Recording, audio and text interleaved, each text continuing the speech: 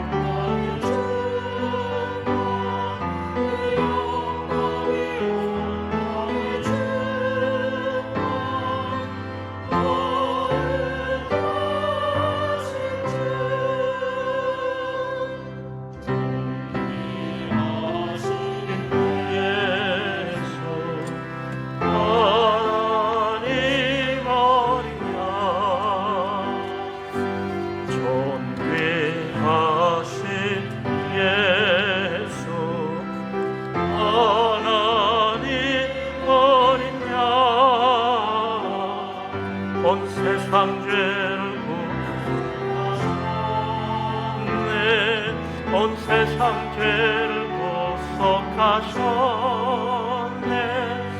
온 세상 죄를 구속하셨네. 어린 양 예수. 거룩한 주일, 하나님께서 복 주신 날입니다. 우리 하나님 앞에 마음을 모아 믿음으로 나아가며 예배합니다.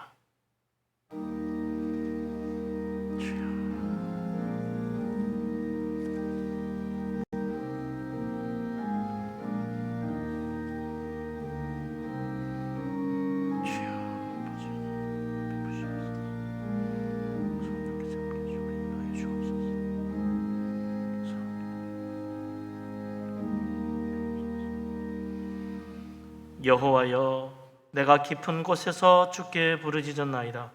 주여, 내 소리를 들으시며 나의 부르짖는 소리에 귀를 기울이소서. 나 곧 내 영혼은 여호와를 기다리며 나는 주의 말씀을 바라는도다.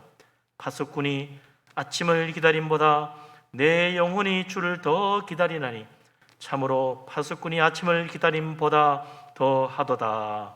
아멘. 전능하신 하나님, 우리 하나님을 사모합니다. 은혜로우신 하나님, 우리 하나님을 바라봅니다. 참으로 파수꾼이 아침을 기다림보다 더 간절한 심령으로 우리 하나님을 기다리며 하나님 만나기를 원합니다. 이곳에 우리와 함께하여 주시옵소서. 예배 가운데 우리를 붙들어 주시고 성령께서 우리의 모든 심령 한 사람 한 사람 역사하시고 감동하셔서 영으로 진리로 예배하며 살아계신 하나님, 전능하신 하나님, 영광의 하나님을 보게 하여 주시옵소서. 이 모든 말씀을 우리 주님 예수 그리스도 이름으로 기도합니다. 아멘. 우리 하나님 앞에 우리의 허물과 죄를 고백하며 회개합니다. 아버지 하나님, 우리를 사랑하시는 주님, 은혜가 풍성하시고 인자가 한이 없으신 우리 아버지 하나님, 우리들을 불쌍히 여겨 주시옵소서. 우리는 다 허물 많은 인생들입니다. 부끄러운 죄인들입니다. 주님의 십자가만 의지합니다. 예수 그리스도 속죄의 피를 의지합니다. 성령께서 우리의 심령을 주장하시고 진실로 우리 하나님 앞에 회개하고 돌이키며 참으로 우리의 모든 흉악하고 더러운 죄악들, 탐욕과 미움과 원망과 다툼과 불신앙과 불순종을 온전히 회개하고 주님 앞에 나아가기를 원합니다. 성령님, 주홍같이 붉은 죄, 목장같이 검은 죄, 양털보다 희어지도록 축복해 주시옵소서. 자비하신 하나님, 은혜로우신 하나님, 긍휼이 풍성하시고 인자가 한이 없으신 하나님, 우리를 불쌍히 여겨 주시옵소서. 십자가 은혜 가운데 나아갑니다. 예수 그리스도 속죄의 피로 우리의 심령 속까지 깨끗하게 씻어 주홍같이 붉은 죄라도 흰 눈보다 희어지도록 성령님 역사하여 주시고 새롭게 변화시켜 주시옵소서. 우리 속에 있는 모든 더러운 죄를 회개하오니 깨끗하게 씻어주시고 참으로 하나님 기뻐하시는 의로운 모습으로 나아갈 수 있도록 우리를 붙들어 주시옵소서. 이 모든 말씀을 우리 주님 예수 그리스도 이름으로 믿사오며 기도합니다. 아멘. 사도신경으로 신앙을 고백합니다. 나는 전능하신 아버지 하나님 천지의 창조주를 믿습니다. 나는 그의 유일하신 아들 우리 주 예수 그리스도를 믿습니다. 그는 성령으로 잉태되어 동정녀 마리아에게서 나시고 본디오 빌라도에게 고난을 받아 십자가에 못 박혀 죽으시고 장사된 지 사흘 만에 죽은 자 가운데서 다시 살아나셨으며 하늘에 오르시어 전능하신 아버지 하나님 우편에 앉아 계시다가 거기로부터 살아있는 자와 죽은 자를 심판하러 오십니다. 나는 성령을 믿으며 거룩한 공교회와 성도의 교제와 죄를 용서받는 것과 몸의 부활과 영생을 믿습니다. 아멘. 자리에 앉습니다. 찬송가 288장을 찬양하고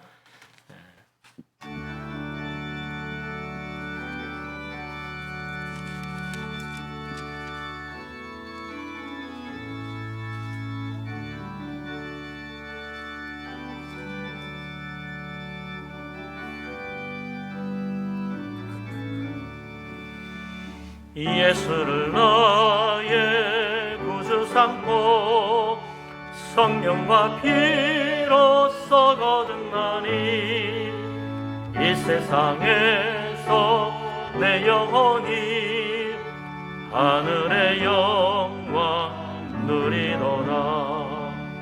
이것이 나의 간증이요 이것이 나의 찬송일세. 나 사는 동안 끊임없이 구주를 찬송하리로다. 온전히 주께 맡긴 내 영 사랑의 음성을 듣는 중에 천사들 왕래하는 것과 하늘의 영광 보리로다. 이것이 나의 간증이요 이것이 나의 찬송일세. 나 사는 동안 끊임없이 구주를 찬송하리로다. 주 안에 기쁨 누림으로 마음의 풍랑이 잔잔하니 세상과 나는 간 곳 없고 구속한 주만 보이노라. 이것이 나의 간증이요 이것이 나의 찬송일세. 나 사는 동안 끊임없이 구주를 찬송하리로다.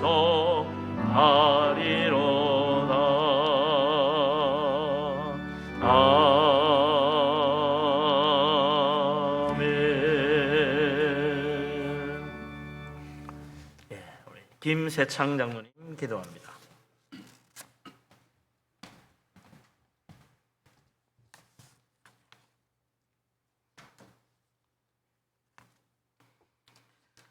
사랑의 눈으로 우리를 어느 때나 바라보시고 인자한 귀로서 언제나 우리에게 귀 기울이시는 하나님 아버지, 거룩한 주일 세상의 신을 벗고서 주 보좌 앞에 이 시간 엎드립니다. 하나님 아버지, 오늘도 죄인인 저희들을 의롭게 여기시고 자녀로 불러주시는 아버지를 찬양합니다. 우리에게 아버지 하나님이 계시기에 우리가 소망 가운데 인내하며 버티기로 결단하지만 시간이 갈수록 더 힘들어져가는 현실 가운데 저희는 언제나 염려하면서 아버지의 방법이 아닌 세상의 방법을 택하고자 하는 유혹에 빠지고 있습니다. 아버지, 우리가 이러한 유혹에 이길 수 있도록 붙들어 주시기를 원합니다. 우리의 인생을 돌아볼 때 지금까지 지내온 모든 것이 하나님의 크신 은혜임을 고백합니다. 자나깨나 주의 손이 항상 살펴주시고 모든 일을 주 안에서 형통하게 해주셨습니다. 우리의 몸도 마음도 연약하나 매 순간 순간마다 하나님께서 주시는 세임받아 살았음을 고백합니다. 주님, 다시 배울 그날까지 주의 손을 굳게 잡고 찬송하며 가는 인생 되게 하여 주시옵소서. 하나님, 온 세계가 코로나로 인하여 수많은 사람들이 목숨을 잃고 고통받고 있습니다. 그런데 이러한 고통을 직접적으로 겪고 있는 자들이 대부분 힘없고 연약한 자들임을 봅니다. 하루속히 치료제와 백신이 많이 개발되고 모든 사람들이 혜택받고 이로 인한 고통이 멈출 수 있도록 은혜를 허락하여 주시옵소서. 아버지, 북녘 땅에 기근이 심하여 고통 중에 있다고 합니다. 주여, 저 북한 땅이 복음으로 변화되어 공의로우신 하나님께서 친히 다스려 주셔서 찬송과 감사가 넘치는 축복받은 통일된 이 나라 이 민족이 되도록 역사하여 주시옵소서. 사랑의 주님, 주님의 보혈 위에 세워진 우리 분이엘 교회가 올 하반기에도 성령의 뜨거운 역사가 있게 하여 주시옵소서. 부르짖고 간구하는 기도마다 응답받는 축복의 성소가 되게 하여 주시옵소서. 무엇보다도 하나님과의 깊은 만남이 있으며 하나님의 손만을 구하기보다 하나님의 얼굴을 구하는 성숙되고 은혜가 넘치는 분이엘 교회가 되기를 원합니다. 하나님, 코로나로 인해 우리 교회 교육부서들의 어린 영혼들이 하나님의 말씀과 교회로부터 멀어지지 않을까 염려됩니다. 저희에게 지혜와 책임감을 주셔서 이 코로나 사태에서도 안전하게 우리 아이들을 말씀으로 양육하고 교육할 수 있도록 인도하여 주시옵소서. 오늘도 아버지의 말씀을 전하신 구영철 담임 목사님을 강건하게 하셔서 담대하게 복음의 비밀을 드러내고 오직 진리만을 선포하게 하시고 듣는 우리에게 하나님의 은혜와 감사하며 결단하는 시간이 되게 하여 주시옵소서. 샤론 중찬단에서 드리는 믿음의 고백과 찬양이 하나님께 상달되며 우리 모두에게는 큰 은혜가 되게 하여 주시옵소서. 살아계신 예수 그리스도의 이름으로 감사하며 기도드렸사옵나이다. 아멘.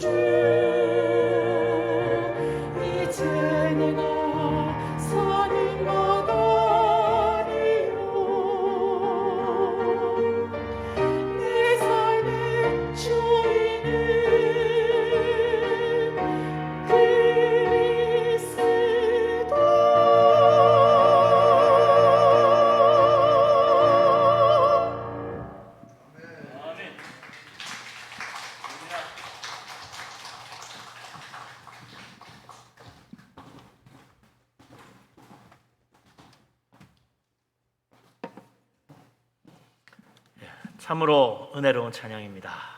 아름다운 노래, 우리 마음을 감동시키는 것 같습니다. 우리 하나님께서 기쁘게 받으신 줄로 믿습니다. 모든 영광 우리 하나님께 돌립니다. 우리도 힘찬 박수로 영광 돌리겠습니다. 할렐루야.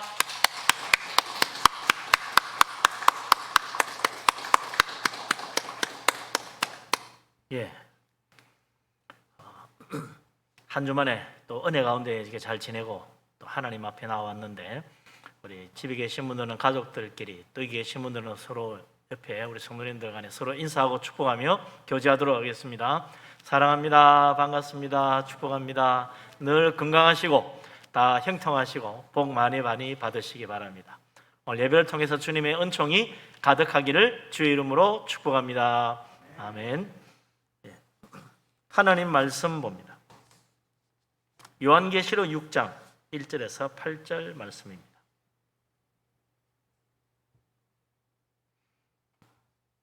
우리 다 같이 한 목소리로 요한계시록 6장 1절부터 8절까지 말씀을 받들어 읽겠습니다.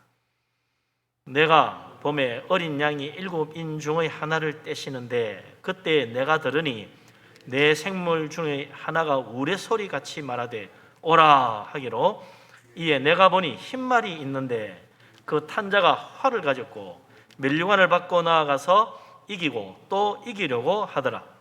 둘째인을 떼실 때 내가 들으니 둘째 생물이 말하되 오라 하니, 이는 다른 붉은 말이 나오더라. 그 탄자가 허락을 받아 땅에서 화평을 제하여 버리며 서로 죽이게 하고 또 큰 칼을 받았더라. 셋째인을 떼실 때 내가 들으니 셋째 생물이 말하되 오라 하기로, 내가 보니 검은 말이 나오는데 그 탄자가 손에 저울을 가졌더라. 내가 네 생물 사이로부터 나는 듯한 음성을 들으니 이르되, 한 데나리온의 밀 한 대요, 한 데나리온의 보리 석 대로다. 또 감람류와 포도주는 해치지 말라 하더라. 넷째인을 떼실 때 내가 넷째 생물의 음성을 들으니 말하되 오라 하기로, 내가 봄에 청황색 말이 나오는데 그 탄자의 이름은 사망이니 음부가 그 뒤를 따르더라. 그들이 땅 4분의 1의 권세를 얻어 검과 흉령과 사망과 땅의 짐승들로서 죽이더라. 아멘.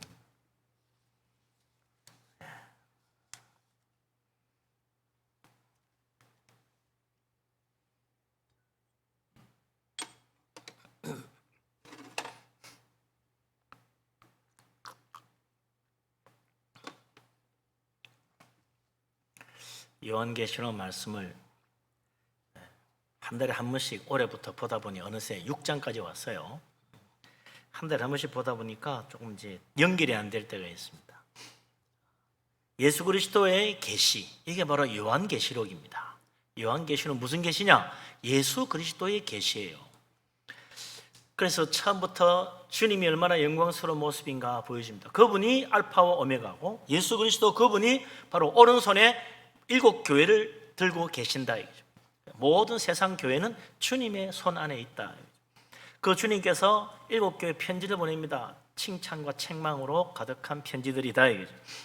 그리고 어떻게 우리 교회가 사탄의 시험을 이겨나갈 것인가, 그걸 말씀해 주시는 거죠.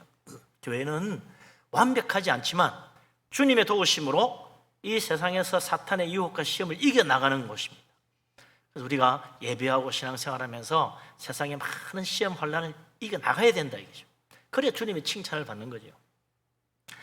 그 다음에 이제 하나님이 사도 요한을 천국으로 불러 올리십니다. 천국 가니까 얼마나 영광스러운지, 땅은 혼란하지 하고 참 여러 가지 문제가 많고 시험거리가 가득한데 천국 가니까 영광이 가득합니다. 하나님의 찬양이 가득합니다. 그 영광의 나라, 그 한가운데 하나님이 계시는 걸 본다 이거죠. 그리고는 이제 5장에서 뭐가 됩니까? 거기 보면 이제 하나님 오른손에, 그 보좌에 앉으신 하나님 오른손에 7으로 봉인이 된 두루마리가 있는 거예요. 거기에 하나님이 하실 여러 가지 일들이 들어있는데, 그 봉인을 뜯고 두루마리에 있는 하나님이 하실 일들을 보고 싶은데 보여줄 자가 없어요. 봉인을 뜯을 자가 없어. 유일하신 딱 한 분, 자격을 가지신 분이 있더라. 바로 죽임 당하신 어린 양, 그분을 보게 되는 거죠.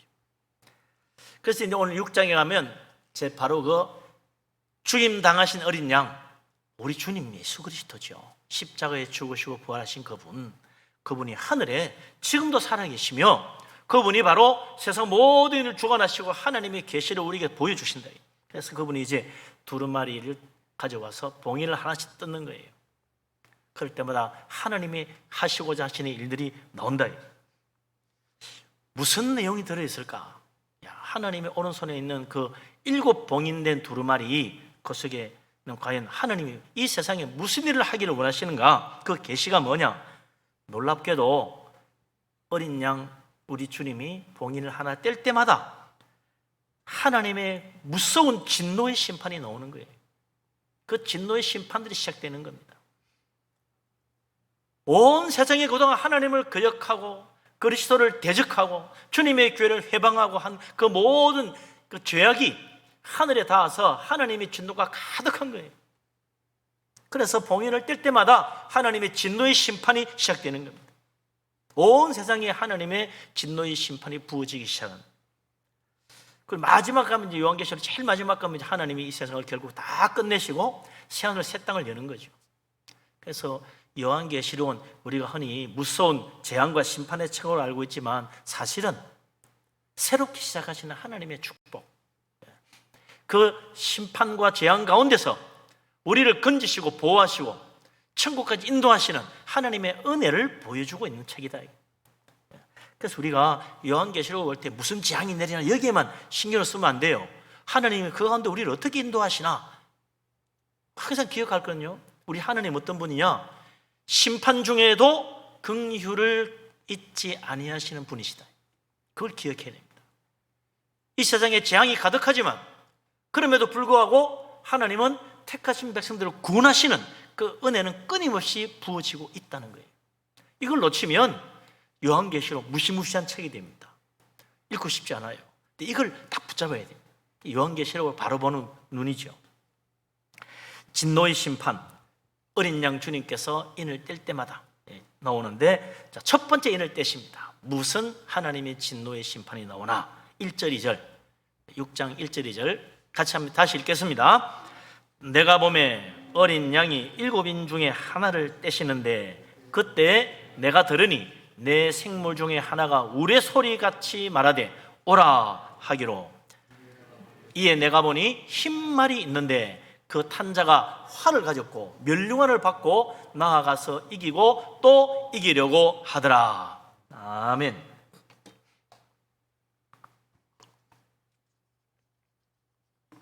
어린 양 우리 주님이 첫 번째 봉인을 떼서 나오는 그 흰말을 타고 나온 자, 이게 누구냐?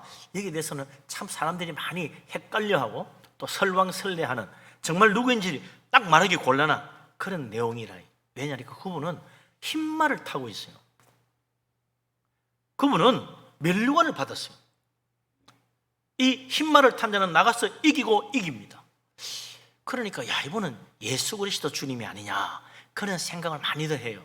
그러나 우리 예수 그리스도 주님은 지금 어디에 계십니까? 봉인을 떼시는 분입니다. 아직 봉인 떼는 게 다 끝나지 않았어요. 첫 번째 떼자마자 본인이 나온다? 안 맞다는 거죠. 더구나 이 흰말을 탄 자는 천사가 하나님을 둘러싼 내 보좌에, 하나님 보좌에 있는 내 생물, 천사 중에 하나가 오라! 감히 오라고 명령을 해요. 그런데 그거 따라 나오는 거야. 주님일 수가 없지. 하나님이 어떻게 천사의 명령을 따라 나옵니까? 하나님이 명령하셔야지. 하나님은 스스로 계신 분이고 스스로 행하시는 분입니다. 누구의 지시를 받아서 나오는 분이 아니다. 그 흰말을 탄 자는 활을 가졌어요. 무슨 느낌이 듭니까? 전쟁의 냄새가 난다 이거죠. 살육의 냄새. 그 손에 그는 면류관을 받았어요. 누구가 주는 면류관을 받았어요? 주시는 분이 없어요. 자기 스스로 취한 거예요. 자기가 자기 영광을 받는 거예요. 이 사람은 나가서 이기고 또 이기려고 합니다. 이기려고 막 애쓰는 모습이에요. 이긴 게 아니야. 이기려고 애쓰는 거지. 활을 들고 멸류관을 받고 나가서 이기려고 애쓰고 있는 이 흰말을 탄 자, 그가 왜 흰말을 탔나? 자기가 얼마나 순수한 목적을 가지고 이 일을 하는지 사람들에게 보이고 싶어 한다는 거예요. 거짓된 거예요. 자기를 위장하는, 이 세상에 얼마나 거짓 선지자, 가짜 그리스도가 판을 치는 줄 몰라요. 이 세상에 말이죠, 정말 세상을 구원하겠다는 가짜 구세주들이 얼마나 많은지 모릅니다. 그런데도 그들은 항상 자기는 순수한 목적으로 이 나라를 구하고 이 세상을 구하겠다는 거예요. 대통령 나온 사람마다 다 그래. 자기는 나라를 구하겠다고, 나라를 위해서 일하겠다고. 나중에 보면 아닌 게 많아요. 예? 그의 목적은 승리의 면류관입니다. 승리의 영광을 받고 싶어요. 그래서 그는 오직 이기려고 하는 것입니다. 그 사람의 정체는 뭐냐? 세상의 정복자. 흔히 사람들은 이런 사람을 뭐라고 그래요? 영웅이라, 영웅. 성경에 이런 영웅들이 여러 나옵니다. 근데 대부분 다 하나님의 사람이 아니요, 하나님 대적하는 자들이지. 첫 번째 정복자 영웅은, 성경에 나오는 첫 번째 정복자 영웅은 니무롯입니다. 창세기 10장에 나오죠. 니무롯은 신할 땅에 나라를 세웠는데 바벨을 정복하고 더 가서 아수르까지 정복해서 큰 제국을 최초로 세우죠. 니무롯 제국. 그는 하나님을 대적하려고 바벨탑을 쌓았던 자입니다. 하나님의 진노의 심판을 받았죠. 위대한 영웅인데 하나님의 사람이 아니에요. 대부분의 영웅이 그래요. 그러면 다윗 빼고는 진짜 믿음의 사람, 위대한 영웅은 없다 이거죠. 이 정복자 영웅이 하고 싶은 게 뭐냐? 바로 요한계시록 19장 마지막에 보면 이제 모든 계시가 끝나고 하늘로부터 백마를 타고 오시는 만왕의 왕, 만주의 주, 우리 주님 예수 그리스도, 그분이 등장을 합니다. 그런데 이 흰말을 타고 활을 들고 멸관을 받아가지고 이기려고 하는 이 사람도 마찬가지야. 바로 그 백마 타고 오시는 만왕의 왕, 만주의 주, 그분을 흉내내고 싶은 거예요. 그분의 자리에 앉고 싶은 거예요. 그분의 영광을 받고 싶은 거예요. 그게 누굽니까? 바로 적 그리스도. 하나님을 대적하는 짐승, 사탄의 화신이라. 요한계시록 17장에 보면 하나님을 모독하는 입을 가진 10뿔 가진 짐승이 나옵니다. 이게 바로 그 정체라. 아무리 예수님 흉내를 내고 이 세상을 이기고 승리하려고 해도 그는 결국 어떻게 돼요? 하나님의 심판을 받아서 영원한 멸망의 지옥불에 던져질 존재라. 그에게는 소망이 없습니다. 진정 승리하지 못한다 이거죠. 세상의 정복자들 항상 뭘 합니까? 피를 부른다. 피를 불러요. 나라를 정복하고 권세를 부립니다. 위대한 정복자, 그를 따르고 그 정복 전쟁에서 살아남은 자들에게는 그 정복자가 자기들의 영광이지, 영웅이죠. 희생당한 사람들에게는요 참 끔찍한 재앙인 거예요. 바벨론의 느부갓네살 왕이 바벨론, 아수르 정복하고 애굽 정복하고 세계를 휘두를 때 그 지역에 있는 모든 나라들 다 고통당하는 거예요. 그 유다도 멸망당하고 예루살렘 파괴되고 포로로 잡혀고 얼마나 많은 고통을 당합니까?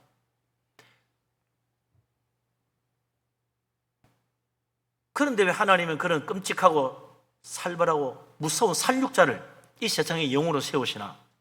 하나님의 뜻이 있다. 이거 깨달아야 돼요. 왜 그런 영웅들이 나오고 왜 그런 무서운 살육자들, 세상을 전쟁으로 이끌어가는 사람이 나타나는가? 하나님의 심판의 도구로 쓰시는 거예요. 그 느부갓네살 바벨론의 영웅, 바벨론을 세계 최강의 강대국으로 만든 영웅이죠. 하나님 왜 그를 세웠습니까? 왜 그가 온 세상을 정복하게 했습니까? 바로 유다 땅, 하나님의 성전이 있는, 하나님의 택하신 백성들이 우상 숭배하고 하나님 말씀 거역하고 예언자들을 쳐 죽이고 하나님 말씀 듣지 아니하니 하나님이 경고하다가 마침내 느부갓네살 왕을 보내가지고 그들 치고 성전까지 다 불태우고 모두 다 잡아서 바벨론으로 데려간 거예요. 하나님의 심판의 손길이다. 예레미야 선지자가 이건 하나님의 심판이니 항복하고 순순히 하나님의 진노의 심판을 받으라 하고 했는데도 그것도 거역하는 거예요. 끝까지 대항하다가 결국 시드기야 왕도 죽고 비참하게 죽임당하고 애굽으로 도망갔던 자들 다 멸망당합니다.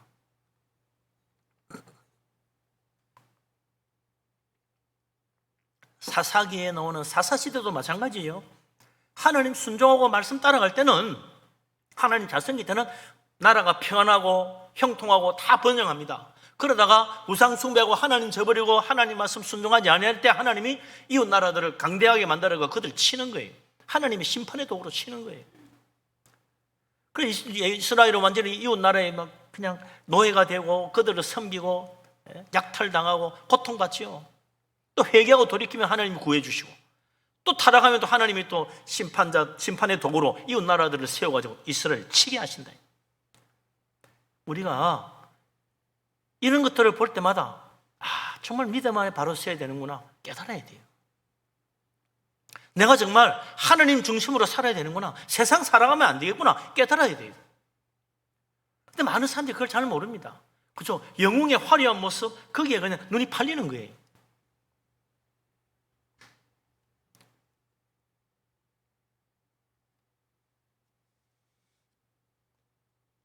그래서 우리가 진정한 승리자, 참으로 우리를 구원하시는 진정한 하나님의 사람, 하나님의 종 예수 그리스도 주님을 붙잡아야 됩니다. 세상 영광 다 헛됩니다. 영원한 영광 가운데 우리를 인도하시는 주님, 그분을 바라봐야죠. 세상을 구원하러 오신 예수 그리스도 주님은 이때까지 이 세상에 있는 수많은 영웅들과는 완전히 달라요. 세상의 모든 권세자들, 승리자들, 영광 가운데 사는 자들은 다 섬김 받습니다. 예수님은 반대로 말씀하셨잖아요. 나는 섬김 받으러 온 게 아니고 섬기러 왔다. 그 예수님의 모습이에요. 그분이 말씀하셨습니다. 염려하지 마라. 내가 세상을 이겼노라. 진짜 이기신 분은 예수 그리스도 주님이에요. 주님이 이기려고 하는 분이 아니에요. 이기신 분이에요. 그런데 세상의 모든 권세자들, 정복자들, 영웅들은 이기려고 합니다. 그러다가 마침내 처음에 백마 타고 나타났는데 나중에 어떻게 돼요? 자신의 정체를 드러내는 거예요. 가장 대표적인 사람이 나폴레옹이잖아요. 프랑스의 자유평등 사랑, 이걸 온 유럽에 전하겠다고 막 군대를 이끌고 나갔어요. 그리고 수많은 왕정들을 다 무너뜨렸어요. 그리고 어떻게 합니까? 나중엔 자기가 황제가 되잖아요. 자기가 왕위에 올라가요. 그것도 왕관을, 유럽의 전통은 말이죠, 교황이 씌워주는 건데 최소한 추기경이 씌워줘야 되는데 자기가 딱 잡아가 자기가 자기가 썼다잖아요. 얼마나 웃기는 이야기입니까? 그게 나폴레옹의 정체라. 자기 탐욕, 섬김 받고 싶고 영광의 자리에 앉고 싶은, 이기고 또 이기려고 하는 그의 체온은 결국 비참한 인생으로 끝나고 말지 않습니까? 또 한 사람 무서운 정복자, 독일의 영웅 히틀러예요. 게르만 민족의 영광을 위하여 했는데 어떻게 됐어요? 온 유럽을 축대밭 피비린내 나는 전쟁터로 만들었어요. 수많은 사람이 죽임당하고 참 불쌍한 유대인들을 엄청나게 학살했잖아요. 그러고도 또 이기려고 가다가 결국은 멸망합니다. 전쟁, 끝없는 전쟁, 멸망의 길밖에 없다. 수많은 사람들을 고통 가운데 빠뜨리잖아요. 그게 그들의 정체예요. 그러나 우리 주님은 다르다. 우리 예수님은 오히려 자기 자신을 십자가에 내어주시고 자기의 피를 우리 대신 흘리시고 우리를 구원하십니다. 세상의 정복자, 세상의 영웅들은 사람들이 흘리는 피 위에 제국을 세우지만 주님은 자기의 피 위에 하나님의 나라를 세우셨어요. 수많은 영웅들은 많은 사람들이 희생을 강요하지만 예수님은 자기 스스로 희생하시고 우리를 구원하십니다. 놀라운 은혜죠. 하나님의 나라야말로 평화의 나라요, 하나님의 나라야말로 생명의 나라요, 하나님의 나라야말로 영광의 나라입니다. 세상 영광 바라보지 말아요. 거긴 다 속임수예요. 거짓된 위장된 흰말을 타고 있는 자라. 우리는 진짜 우리를 구원하러 오신 하나님의 아들 예수 그리스도, 하늘 영광도 버리고 인간의 몸을 입고 오신 예수 그리스도, 그분을 붙잡아야 됩니다. 주님을 진정 믿음으로 따르며 예수 그리스도 안에서 참된 구원과 생명의 축복을 받고 주님과 함께 저 하늘나라 영광의 나라까지 이르는 복된 사람 다 되시기를 주님의 이름으로 축복합니다. 아멘. 어린 양 예수 그리스도 주님께서 두 번째 인을 떼십니다. 그 두 번째도 역시 또 마찬가지 하나님의 진노의 심판에 나타납니다. 같이 읽겠습니다. 3절 4절입니다. 둘째 인을 떼실 때 내가 들으니 둘째 생물이 말하되 오라 하니 이에 다른 붉은 말이 나오더라. 그 탄자가 허락을 받아 땅에서 화평을 제하여 버리며 서로 죽이게 하고 또 큰 칼을 받았더라. 아멘.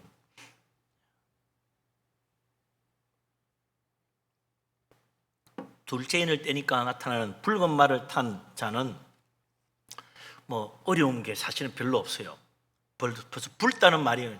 이게 뭔가 피냄새가 나는 살육의 모습이 나타나잖아요. 이 붉은 말을 탄 자는 허락을 받았다. 하나님으로부터 권세를 받았다. 무슨 권세를 받느냐? 땅에 평화를 제하여버린다. 서로 죽이고 싸우고 다투고 전쟁하게 만드는 거죠. 그의 손에는 큰 칼을 받았어요.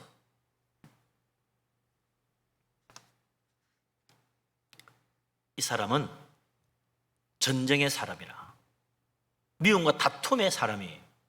서로 원수가 되게 하는 거다. 그래서 서로 죽이는 거예요. 심지어는 가족 간에도, 부모 형제 간에도, 부부 간에도 서로 원수가 되게 하고 미워하게 하고 갈라서게 하고 서로 죽이게 하는 것. 이게 바로 이 붉은 말을 탄 자가 하는 일이다. 서로 미워하고 원수가 되면요, 예수님이 주신 이 계명, 서로 사랑하라는 말은 통하지 않아요. 전쟁이 났을 때 무슨 사랑하라는 말이 통합니까? 전쟁통에는요, 하나님 말씀 완전 짓밟힙니다. 사탄은 할 수만 있으면 서로 원수되게 만들어요. 그래서 끝까지 미워하며 서로 다투게 만듭니다. 화해하지 못하게 만든다. 그래서 화평을 제한다. 화해하지 못하게 만드는 거예요.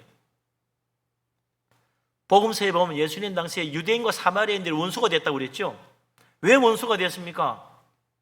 유대인들이 바벨론에서 포로에서 해방돼 가지고 유대 땅 돌아왔을 때 그 예루살렘과 유대 땅에 대한 기득권 때문에 사마리아 사람들, 그 본래 살고 있던 사마리아 사람들과 바벨론에서 돌아온 유대인과 서로 충돌이 일어난 거예요. 이 우리 땅이다. 이 우리 예루살렘 우리 거다. 이 성경 우리 거다. 그까지 싸운 거예요. 서로. 그때부터 원수가 됐습니다. 수백 년 동안 서로 원수가 되어 가지고 인사도 하지 않고 식사도 하지 않고 같이 예배도 안 해요. 그 누가 좋아하는 거예요? 사탄이 기뻐하는 거지. 근데 예수님 어떻게 합니까? 사마리아 동네로 지나가며 복음을 전합니다. 사마리아 여자에게 내가 그리스도다, 하나님 보내신 메시아다 계시해 주십니다. 온 마을이 다 구원받잖아요. 하나님의 메시아가 사마리아인도 구원하시는구나. 유대인들은 깜짝 놀라는 거지. 저것들은 지옥 갈 줄 알았는데 아니 우리 먼저 구원받네. 그래요. 교만하면요, 높임 받았던 자, 먼저 된 자 나중됩니다. 버림받습니다. 겸손해야 돼요. 우리나라도 6.25 전쟁 겪고 나서 어떻게 됩니까? 한민족인데, 서로 이웃이었는데, 서로 친척이었는데, 서로 가족이었는데 원수가 돼요. 지금도 휴대전 받고 총칼을 겨누고 있지 않습니까? 서로 못 믿어가지고 조금만 뭐 그러면 저거 딴 생각하고 있다고 서로 그러고 있어요. 이러니 어떻게 통일되겠어요? 정말 답답해요. 인간의 방법으로 불가능입니다. 할 것은 딱 하나밖에 없습니다. 기도하는 것밖에 없다. 기도가 쌓이고 쌓이면 하나님이 이 원수된 것 풀어주지 않겠어요? 하나님의 마음을 감동시키시고 하나님 풀어주셔야지. 이 원수된 걸 어떻게 풀겠어요? 붉은 말 탄 자가 남과 북 사이의 화평을 제하여버렸습니다. 서로 죽이게 합니다. 큰 칼을 받고는 서로 휘두르며 미워하게 만듭니다. 끝까지 원수로 가게 만드는 거예요. 해결해 주실 분 하나님밖에 없습니다. 기도밖에 없어요. 기도를 포기하면 안 돼요. 이거 뭐 서로 잘 살면 되지 꼭 같이 합쳐야 됩니까? 뭐 그렇게 말하는 사람 있어요? 우리가 원수된 걸 풀지 않고 계속하면 어떻게 됩니까? 그냥 남북에 따로 살겠죠. 아니요. 화평을 제하고 서로 죽여 원수되게 하는 게 사탄의 역사인데, 나라든 개인이든요, 이 원한을 풀지 않으면 서로 다투고 싸우다가 서로 멸망합니다. 그게 문제예요. 같이 멸망하는 거지. 북한만 멸망하겠지, 안 그래요. 같이 멸망하는 거예요.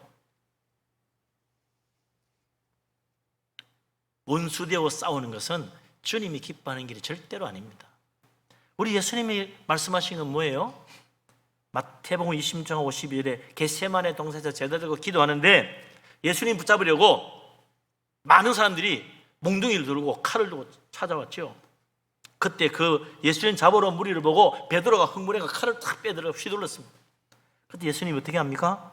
베드로야, 네 칼을 도로 칼집에 꽂아라. 칼을 가지는 자는 다 칼로 망하느니라. 우리 주님이 베드로를 막으셨어요.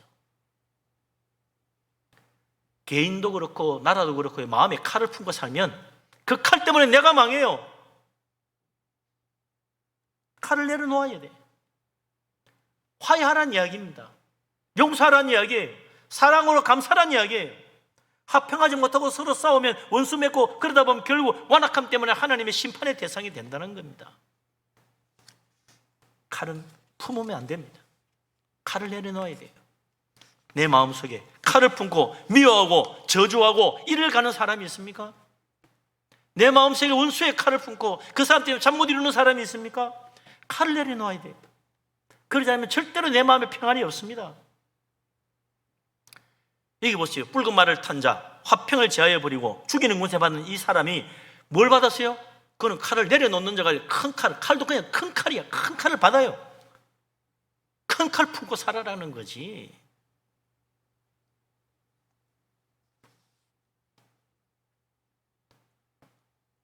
서로 미워하고 원수되고 칼을 품고 사는 자, 이제 그 큰 칼을 내려놓아야 됩니다. 저 멀리 던져야 돼요.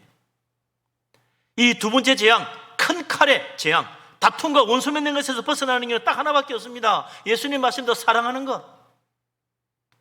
주님의 사랑 본받아 서로 사랑하고 서로 용서하고 서로 화해하는 것, 서로의 허물을 덮어주는 것, 그것밖에 없다. 그러지 않고 계속 큰 칼 마음에 품고 살면요, 같이 망하는 거예요. 내가 심판의 재앙, 심판의 대상이 되는 겁니다. 주님의 사랑 본받아 서로 사랑함으로 칼의 권세를 이기고 사탄의 그 유혹과 시험을 물리치고 화평을 이루어서 하나님 기뻐하는 자, 하늘에 상급받는 복된 사람 다 될 수 있기를 주의 이름으로 축원합니다. 아멘. 세 번째, 또 어린 양 주님께서 봉인을 뗍니다. 하나님의 진노의 심판이 나오는데 무슨 재앙이 나오나 5절 6절 같이 읽겠습니다. 셋째 인을 떼실 때 내가 들으니 셋째 생물이 말하되 오라 하기로 내가 보니 검은 말이 나오는데 그 탄 자가 손에 저울을 가졌더라. 내가 내 생물 사이로부터 나는 듯한 음성을 들으니 이르되 한 데나리온의 밀 한 대요 한 데나리온의 보리 석 대로다. 또 감람류와 포도주는 해치지 말라 하더라. 아멘. 이 세 번째 재앙이 알쏭달쏭한 말씀이라. 왜? 번역을 하다 보니까 조금 이상하게 번역이 돼서 그래요. 어린 양 주님이 셋째를 떼는데 검은말이 나와요. 달리 나옵니다. 검은말이. 말 탄다 소리는 저울이 들렸어. 그 저울이 뭐냐? 이 옛날에는 상거래 할 때요, 이 저울로 다 하는 거예요. 물건도 이 저울로 재고, 그 다음에 돈도 저울로 재는입니다. 금 은덩어리를 저울로 재는 거예요. 추로 세어가지고 이 금덩어리, 은덩어리가 확실하게 이 값이 맞는지 무게를 정확하게 달아야 돼요. 그러니까 이 지금 경제 문제, 상거래, 우리 삶에 직결되는 삶의 문제가 달렸다는 거예요. 지금 저울을 들고 나오는 자는. 네 입에 목구멍이 지금 달렸다 이야기입니다. 어떻게 살래? 하는 거예요. 경제의 혼란, 대공황 이런 거 오는 거죠. 참 이 경제가 혼란된다고 생각해 보세요. 저번 우리나라 IMF처럼 하루아침에 몽땅 다 날아가 버린다 이러면요 대혼란이죠. 엄청난 끔찍한 일 아닙니까? 수많은 사람이 직장을 잃고 고통당했어요. 그런 일이 온다는 거예요. 그래서 그 검은 말을 탔다는 것 자체가요, 검다는 게 뭡니까? 소망이 없잖아요. 빛이 없는데 소망이 없는 거예요. 절망적인 세상이 온다. 큰 시험거리 오는 거죠. 근데 여기 보니까 그 네 생물 사이로 나누는 음성이 있는데 한 데나리온에 매일 한 데나리온에 보리 석 대. 그러니까 괜찮네. 한 데나리온이 뭡니까? 하루 임금이잖아요. 하루 임금에 보리 석 대면요, 야, 그런대로 괜찮잖아 쉽게 생각하죠. 이 되라는 말을 잘못 번역한 거야. 한 대, 석 대 할 때 이 되라는 단어는 헬라 원문어는 뭐냐?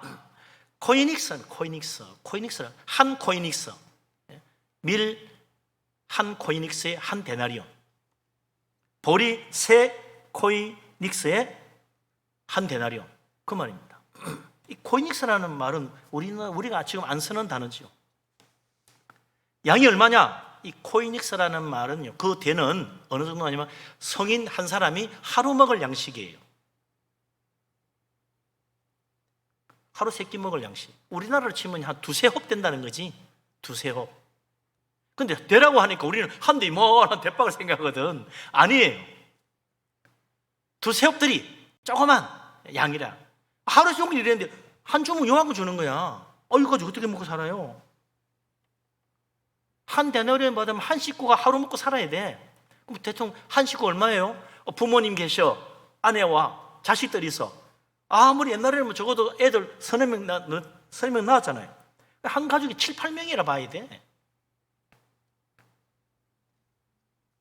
그런데 한 사람 먹을 양식밖에 못 받았어. 어떻게 나머지가 굶어야지. 그러니까 밀 한 코이닉스를 사가지고는 안 되니까 어떻게 합니까? 값싼 보리로 바꾸는 거지. 그 석대를 주니까, 세 코이닉스를 주니까 그 석대를 받아 서너 호흡을 받아 와야, 그래 봐야 어떻게 해요? 가족 절반은 굶어야 돼. 이 가격이요, 한 데나리온에 밀 한 데나리온 한 코이닉스라는 이 가격은 평소의 정상 가격의 10배가 넘는 가격이라고 그래요. 물가 폭등이야. 우리 이게 실감이 안 나니까 야, 밀 한 대 한 데나리온 큰 문제 없겠다. 천만에요. 끔찍한 거예요. 무서운 기근, 무서운 굶주림, 먹고 살기 위해서 허덕이며 살아야 될 불쌍한 신세, 극심한 물가 폭등, 이거 경제 파탄이요.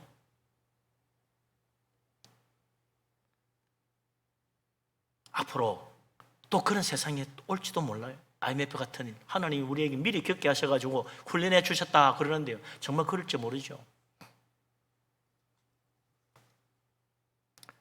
그런데 그 다음 말이 하나님 은혜가 있다.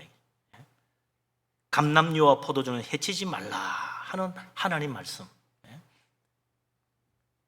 밀농사, 보리농사는 극심한 흉년으로 망쳤지만 감람나무, 올리브 농사, 포도농사는 잘 돼가지고 가격이 변하지 않는다, 그 이야기 아니에요.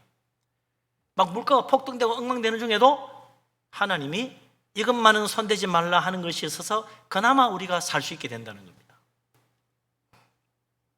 올리브 기름, 요즘 우리나라도 올리브 기름 많이 먹죠. 감람류, 포도주도 이 중동 지방에는요 모든 요리에 들어가는 기본이에요. 우리나라 간장 치고 소금 치듯이요, 기본입니다. 그거 없으면 요리가 안 돼. 근데 하나님께서 그 극심한 기근과 굶주림의 재앙 속에서도 긍휼을 베푸시더라. 은혜 중에 은혜를 베푸신 하나님, 심판 중에 은혜를 베푸신 하나님, 이게 나타나는 거죠. 그러면서 어떤 신학자는 그래요, 이게 굉장히 중요한 의미가 있다.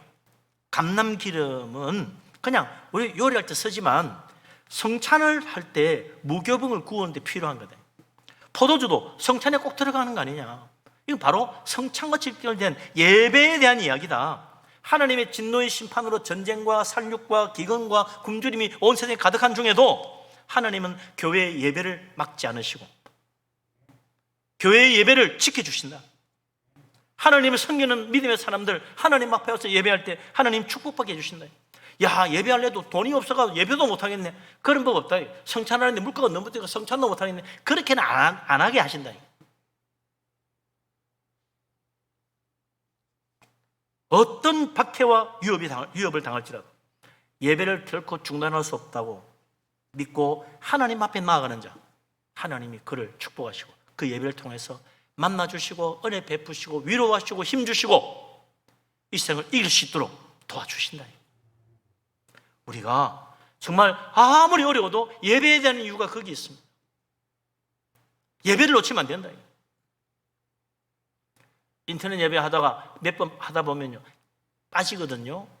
지나가면 시시해지고 안 돼. 주일날 안 하면 그 다음날 하지 안 됩니다. 그거 10중 8구 안 돼요. 한두 번 빠지다 보면 이거 곤란해지지. 정말 주일날 교회 오는 것처럼 결사적으로 예배해야 돼요. 예배하는 자에게 하나님 은혜가 임하는 것입니다.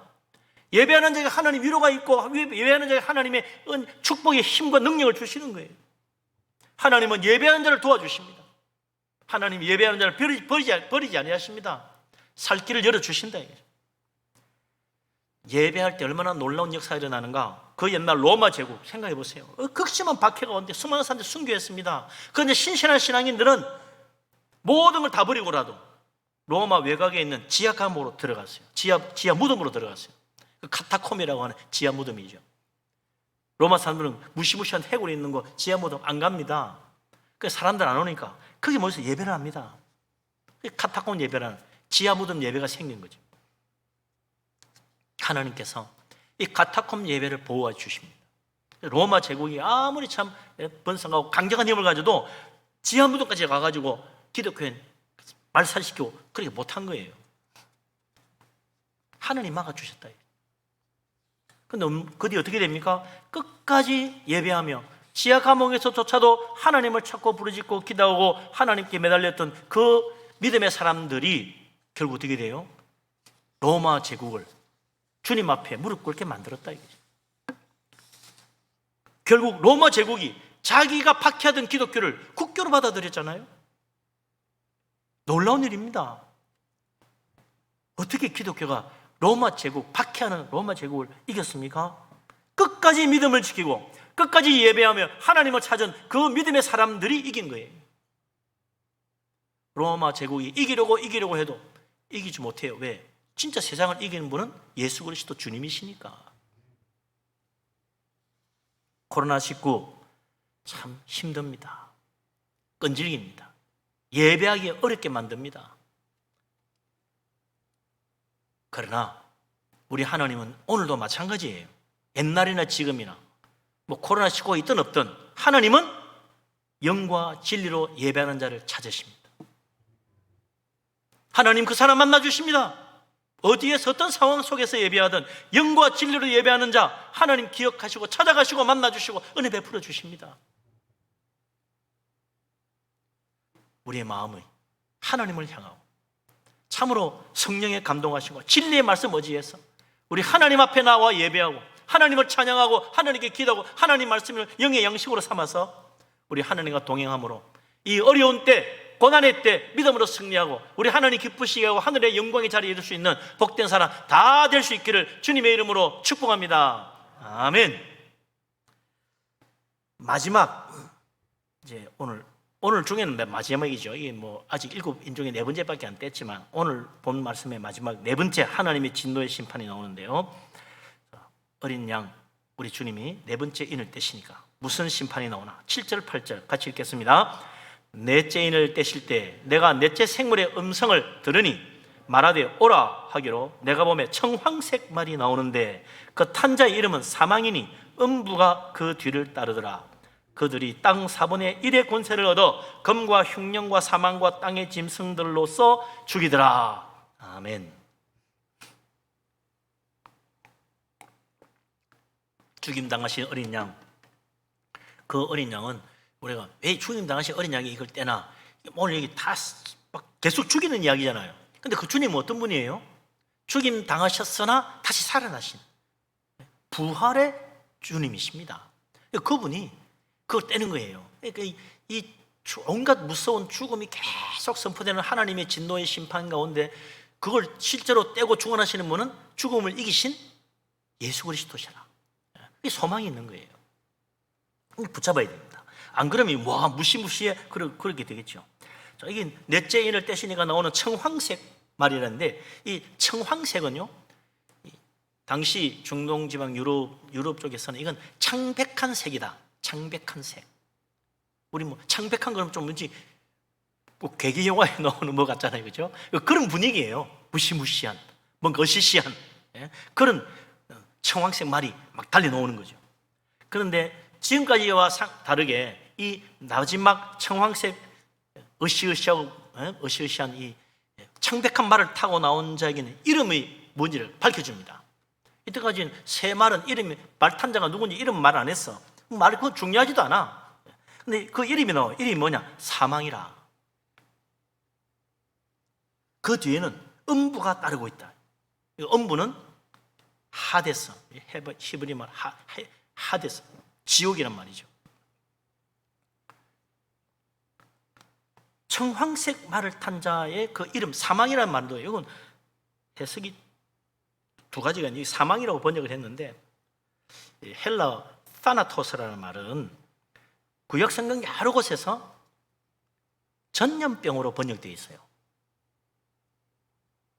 참 묘하죠? 예레미야 21장이나 또 에스겔서 5장 29장 등에 이 사나토스를 죽음이라고 번역하지 않고 전염병이라니. 죽음의 끔찍한 전염병, 치명적인 전염병이죠. 전염병이 한 퍼지면 얼마나 많은 사람들이 한꺼번에 죽는지 몰라요. 그러니까 이 사나토스, 죽음의 전염병의 병을 퍼뜨리고 가는 이 청황색, 흉측하게 창백하게 짝이 없는 죽음의 그림자가 드리워진 말을 타고 가는 그 자나 우리 이 세상에 죽음의 전염병을 막 퍼뜨리니까 그 뒤를 말이죠. 하데스, 지옥이 따라가면서 다 그 수많은 전염병으로 죽은 영혼들을 쓸어 담는 거예요. 끔찍하죠.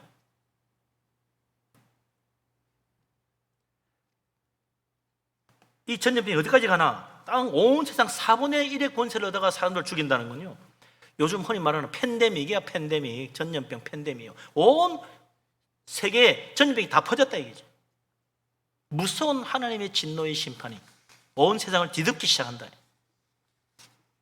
성경에 보면 하나님의 진노가 클수록 무슨 재앙이 닥치는 그 전염병 재앙이 닥칩니다.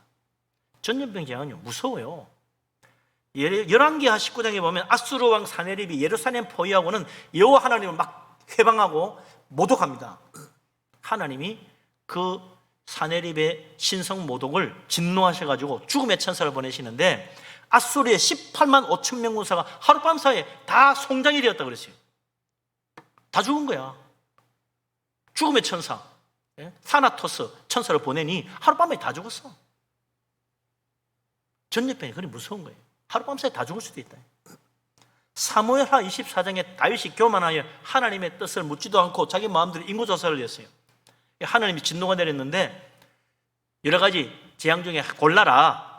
원수에게 쫓겨다닐 거냐, 뭐 큰 다른 어려움을 당할 거냐, 뭐 마지막에 사흘간 사망의 전염병 사나토스, 이 죽음의 전염병을 퍼뜨리는 이 심판을 받겠냐.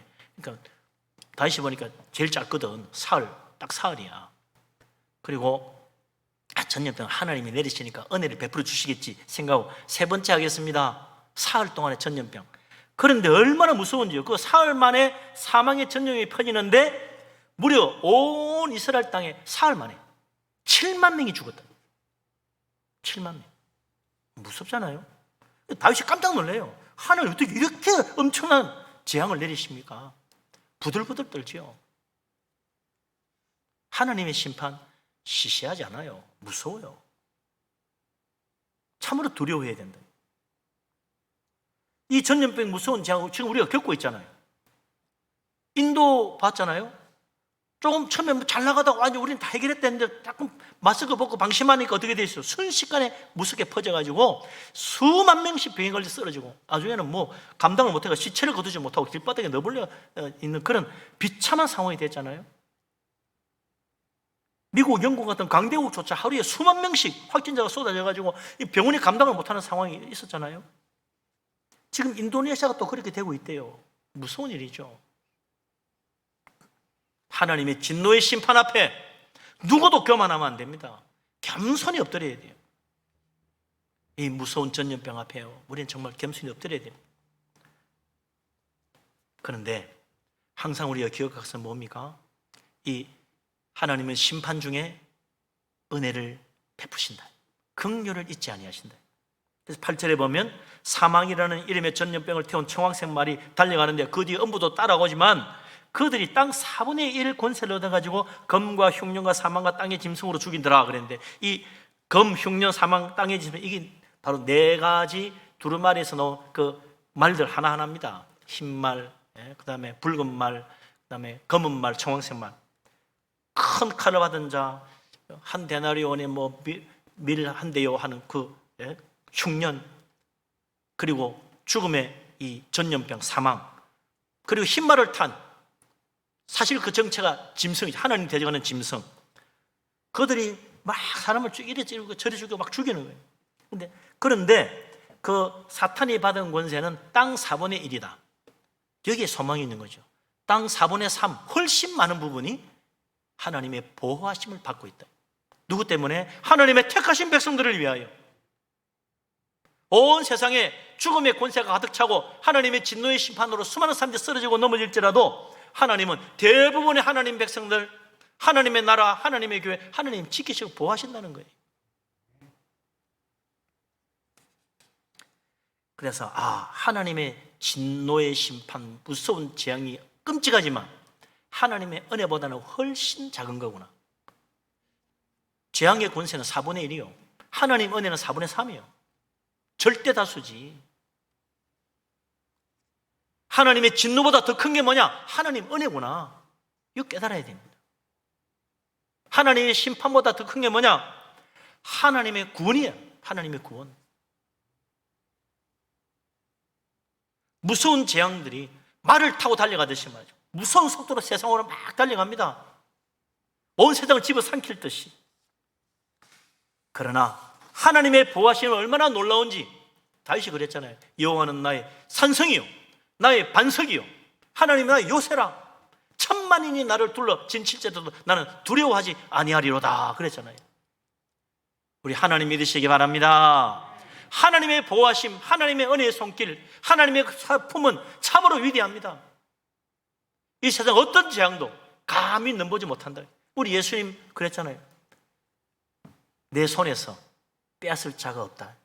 아버지 손에서 빼앗을 자가 없다고 그랬어요. 우리 하나님 아버지의 손이 나를 붙들고 계시고 우리를 사랑하셔서 자기 자신을 십자가까지 내어주신 예수 그리스도 그분의 손이 나를 붙들고 있습니다. 주님의 손 붙잡으시기 바랍니다. 힘도가 어려운 재앙, 무서운 심판이 있을지라도 우리 주님만 붙잡으면 누구도 빼앗아갈 수 없는 참된 보호와 평안과 구원과 생명의 축복이 주어지는 거예요. 우리 하나님 어떤 자들을 그렇게 단단히 붙들어 주십니까? 믿음으로 주님 이름 부르는 자. 온 세상이 아무리 두려울지라도 여호와 하나님 나의 목자로 삼는 자, 그 하나님을 사랑하고 주님 붙드는 자에게 하나님은 놀라운 은혜를 베푸십니다. 그래서 우리가 환난이 오고 재앙이 올 때 항상 기억할 것이 뭐예요? 내가 정말 하나님을 나의 목자로 모시고 살고 있는가? 말만 하나님 나의 목자라고 하고 있지 않는가? 참으로 주님이 내 마음 중심에 계시는가? 말로만 영접했다고 하고 있지는 않은가? 참으로 나는 주님의 인도하심을 받고 있는가? 내 욕심대로 가고 있는가? 내가 형식적인 예배만 드리는지, 참으로 영과 진리로 예배하고 있는지, 하나님 찾으시는 예배인지 내 신앙을 점검해야 돼요. 시험을 이기는 방법, 우리의 신앙을 다시 확인하는 것이다. 우리는 어느새 미끄러집니다. 왜냐하면 조금만 잘 되면 교만해지거든요. 참 우리 인생 이상한 우리 인생 그 죄인의 모습입니다. 그래서 자꾸 나를 쳐야 돼요. 주님 앞에 엎드려야 돼요. 회개해야 돼요. 주님의 이름 부르며 하나님 앞에 참으로 매달려야 돼요. 하나님, 나의 소망은 하나님밖에 없습니다. 나의 목자는 주님이십니다. 내 인생의 주인도 하나님 주님이십니다. 십자가의 예수님 사랑합니다. 주님을 내 품에 꼭 안고 이 어려운 심판, 재앙이 시작되는 이때 우리가 더욱 깨어 기도하고 하나님 앞에 신실하게 예배하여 하나님 주님 힘으로 강건하고 세상을 이기신 예수 그리스도로 말미암아 우리도 함께 세상을 이기고 하나님 영광의 나라까지 이르는 축복의 사람 다 될 수 있기를 주의 이름으로 축원합니다. 아멘. 기도합니다. 하나님, 우리를 사랑하시고 붙드심을 감사합니다. 믿음으로 주를 바라봅니다. 우리에게 성령 충만함으로 붙들어 주시고 악한 사탄막이 아무리 우리를 넘어뜨리고 멸망의 길로 끌고 가려 할지라도 우리를 붙잡고 계시는 우리 주님의 손을 꼭 붙들어서 능히 이길 수 있도록 축복하여 주시옵소서. 예수 그리스도 이름으로 기도합니다. 아멘. 찬송가 336장을 찬양.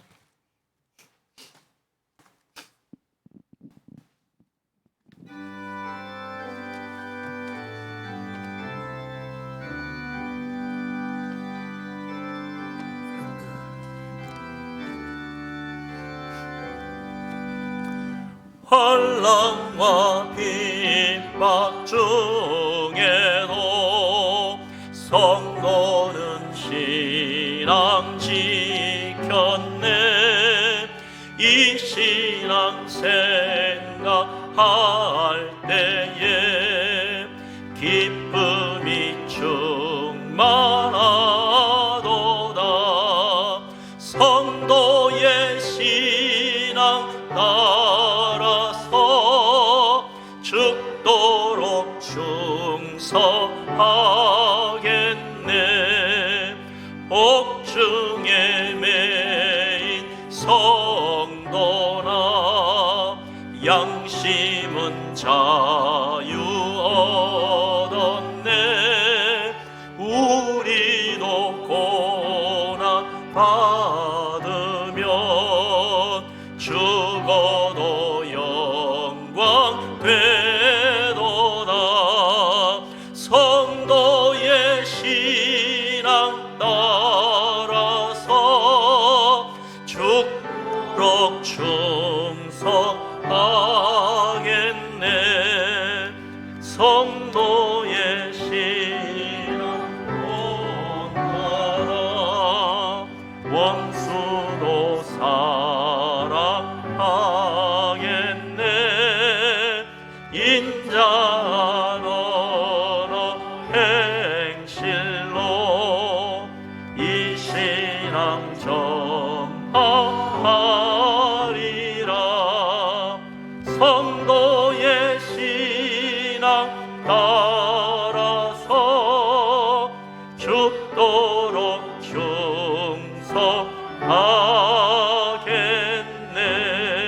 충성하겠네.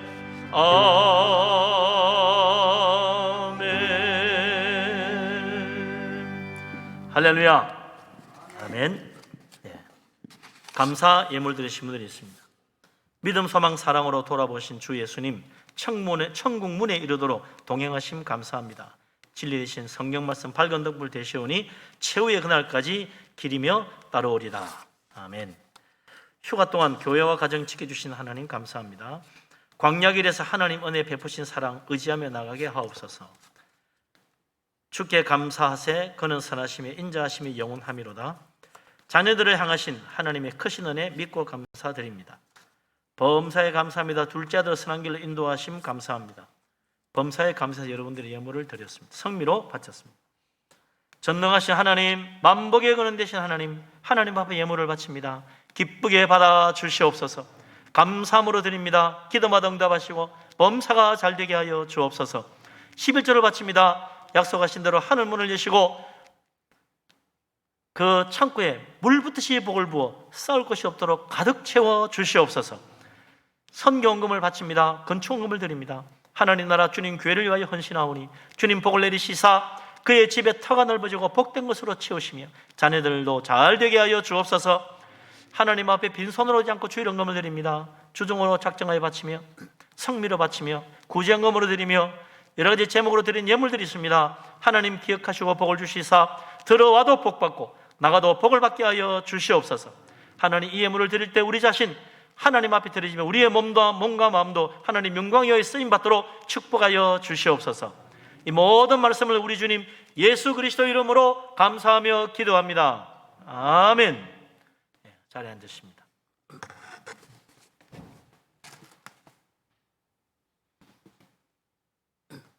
교회 앞에 소식을 알립니다. 코로나 방역 4단계가 또 2주간 더 연장이 됐죠. 참 안타까운 일입니다. 벌써 이렇게 이제 한 달치가 되게 되는데 다행스러운 것은 그런 중에도 우리 교회에서 참 우리 교단과 함께 한기총, 한국기독교총연합이죠. 각 교단 대표들이 정부에 항의를 하고 또 여러 가지로 교섭을 해서 20명 예배 제한, 인터넷 예배만 한다고 하는 비대면 예배만 허용한다는 걸 풀어가지고 교회마다 예배실 10% 인원까지는 된다. 그래서 그래도 100명 이상은 들어가지 마라 99명까지로 이렇게 제한이 나왔습니다만 큰 교회는 작은 예배실에도 10% 범위 안에 100명 미만까지는 된다. 그렇게 해서 큰 교회는 여러 예배실을 이용해가지고 또 예배 볼 수 있게 됐습니다만 10%면 저희 교회로서는 한 50명 정도 예배를 할 수 있는 상황입니다. 그래서 자세한 내용은 우리 오늘 당회를 하고 언론에서 따로 또 교인들에게 문자로 연락드리도록 하겠습니다. 다음 주부터는 아마 1부, 2부 예배를 다 할 수 있을 것 같아요.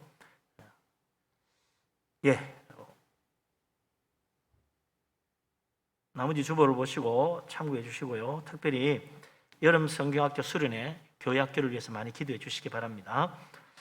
또 이번 주간에는 김수길 목사님 한 주간 여름 휴가가 되겠습니다. 이제 우리 다 일어나셔서 모든 영광 하나님께 찬양드리고 축도로 예배를 마칩니다.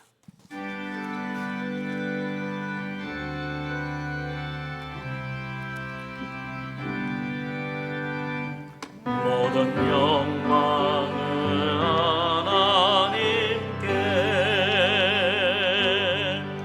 모든 영광을 하나님께 온 마음과 뜻 다해 주사 모합니다. 모든 영광을